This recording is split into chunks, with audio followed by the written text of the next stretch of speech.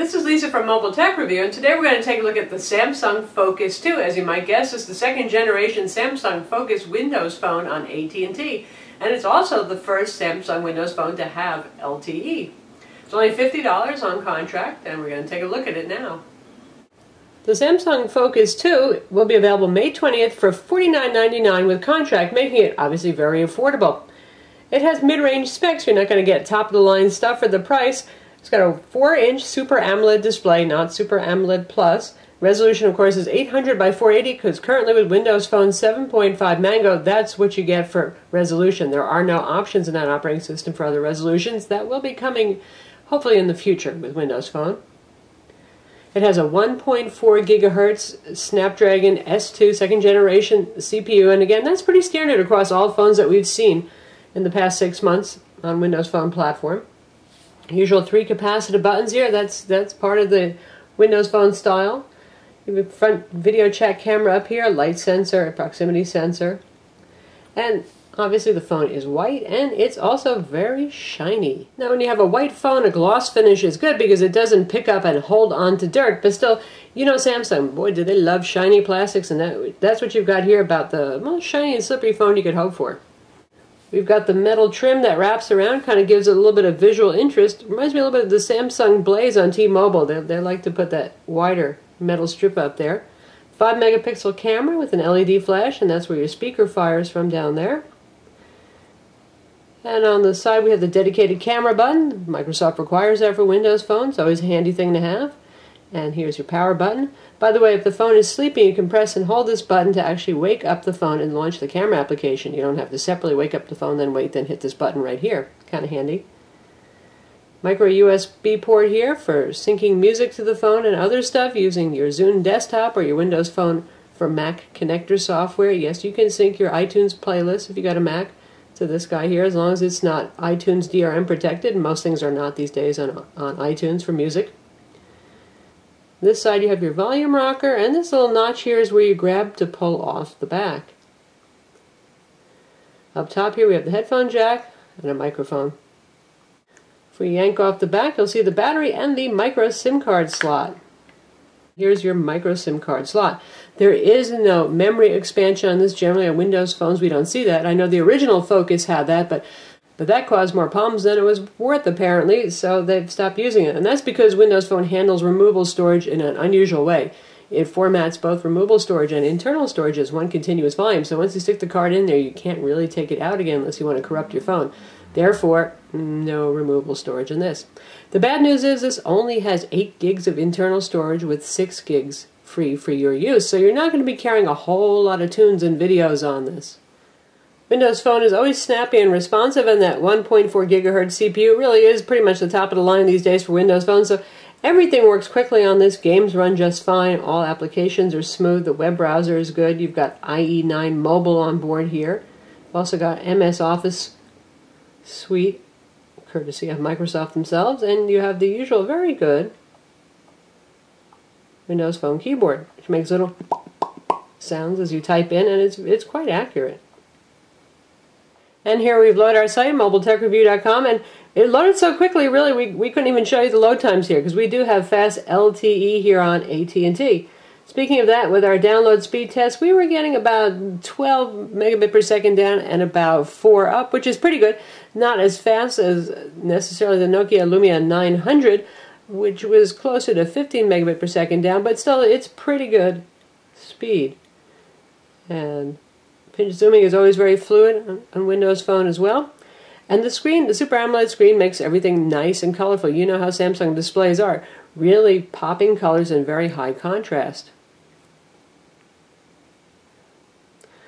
Windows Phone does not support Adobe Flash Player. It does do HTML5 video, however, so we're not going to be doing any Adobe Flash tests here.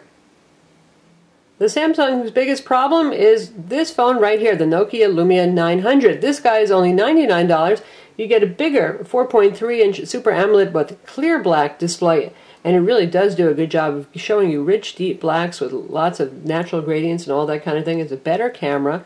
And overall, the Lumia has been a big hit for a reason. It's a very nice phone, so this is what you get for $50 more, unfortunately, for Samsung.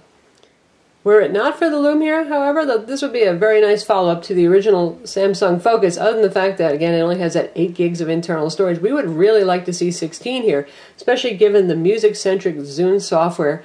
You just want to load a lot of music on here. It's a real pleasure to use the music player. It has a great interface. It's the same as on all Windows phones, that said, but still, it's kind of a shame. In terms of call quality and reception, the phone has good call quality, and reception is average among AT&T LTE phones, and that's a good thing. On average, AT&T's phones have quite good reception on LTE.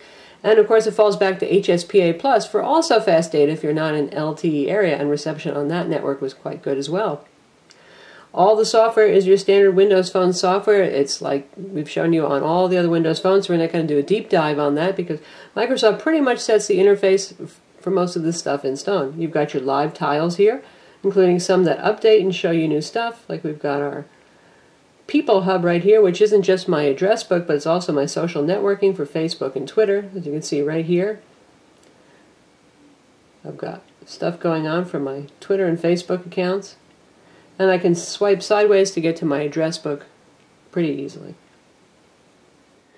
In terms of AT&T software, we've got the usual stuff here, and here's the neat thing about Windows Phone. Anything you don't want that's added by the carrier, you can remove. So if you don't want AT&T Square barcode scanner or family maps, you can get rid of it. AT&T Navigator is here. That's pretty handy for those of you who want turn-by-turn spoken directions. Uverse Mobile for those of you who like their Mobi TV streaming service. And not too much else from them except for the usual Yellow Pages Mobile at the bottom there. We've got Xbox Live on the phone. Again, standard for Windows Phone. And you can see, yes, indeed, we do have Angry Birds here available and a lot of other pretty good games. And then we're going to test out Splinter Cell Conviction.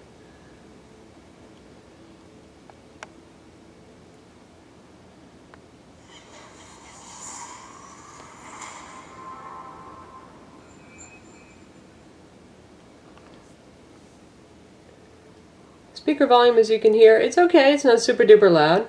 We're at about 60% of maximum volume now. And now we're at 22 out of 30.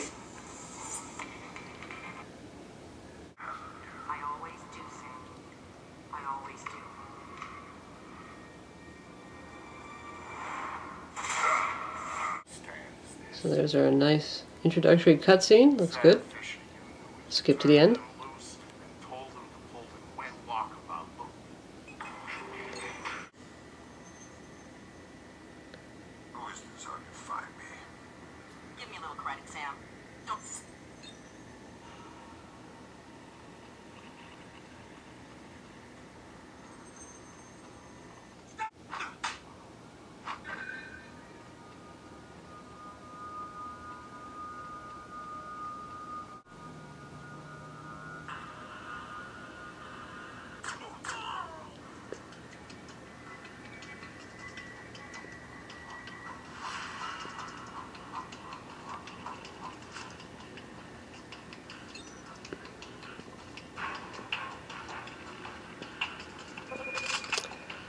So there it is, Tom Clancy's Splinter Cell, and it's playing just fine.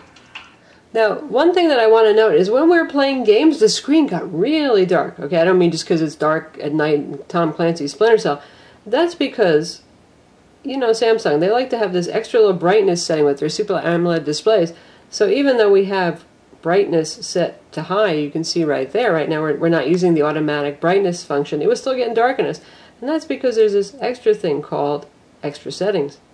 So here you go, extra settings, and you can see here's an option to use auto display intensity, and what it does is it analyzes what's on the screen and it decides the best brightness for you. Now usually what it does is it takes a white web page and it dims the screen because it figures you don't need brightness set that high, but apparently this is a little overzealous and it will do it in things like games that have colorful screens. So if you're having problems with that, go into those extra settings and turn this off. You can also control other things like control vibration feedback and useful things like that. And so since this is Windows 7.5 Manga, you've got your standard UI things here. Right now you can see our applications are in a list. And there are about 90,000 applications now on the market, and there's a lot of good things there. There's Flickster, there's IMDb, there's Skype, there's Evernote. In fact, you can see we've got Skype installed right here. You can also use Tango for video calls if you want, but I think Skype is probably the most popular. Again, you got Microsoft's mobile office here for Word, PowerPoint, and Excel. And anything that you want to put on the front as a live tile, say we want to add Photo Studio, we just say pin to start, and it's going to toss it right down there for us. Anything you don't want, say I don't want AT&T Family Map, just press and hold, and hit the unpin button, and it's gone. And then you can move them around and tidy up if you like. And when you're done, just hit the home button again, and that's all there is to it. Other standard features of the operating system include voice command. You also get Bing Maps and their places of interest, which is actually pretty good. They've got low gas finder, and they can find restaurants near you and theaters and all that kind of thing. It works actually very well. The phone has Wi-Fi 802.11bgn single band 2.4 gigahertz, Bluetooth, and a GPS as well. That works with both Bing Maps and with AT&T Navigator. Battery life on the phone on LT has so far been pretty good. We've easily made it through the day. 1750 milliamps is plenty of battery capacity. Probably with light use you can make it 2 days with this. With heavy use you're going to have to charge by the end of the day. With moderate use you're probably going to get a day and a half, so not bad. And one thing this does have over the Nokia Lumia 900 is the fact that the battery is swappable, so you can pop off the back and put a spare battery in if you need to. The phone's 5 megapixel rear camera here. It takes decent shots. Samsung does a good job with their camera phones, but that's thoroughly middle of the road 5 megapixels, so it's not going to stand out certainly against the HTC Titan 2 with its 16 megapixel camera, or even the Nokia Lumia with its 8 megapixel camera that takes nice shots. Video is limited by the operating system right now at 720p recording, so all the phones, they're at level ground there in terms of absolute resolution. In terms of quality, the Titan 2 and the Lumia will shoot better quality video. But that said, this guy does not take bad quality video at all. It has a built-in video player, speaking of, so you can play whatever you've recorded. You can also play WMVs. You can use the Zune desktop or Mac Windows Phone connector to load and transcode any videos you want and put them on here. And you can rent and buy movies and stuff from the Zune marketplace as well. The 4-inch Super AMOLED screen looks nice when viewing videos and also when viewing video, though these days 4 inches might seem a little small. The good thing about that, though, is this is a more pocketable phone than certainly the large Titan 2 and even the Lumia 900. So that's the Samsung Focus 2, available on AT&T on May 20th for $49.99 with contract. Certainly it's not a bad phone for the price, and if you're looking for a smaller phone, that makes it appealing. But otherwise, I hate to say it, but the Nokia Lumia 900 really shows it up for only $50 more. I'm Lisa from Mobile Tech Review. Visit our website for the full review, and don't forget to subscribe to our YouTube channel.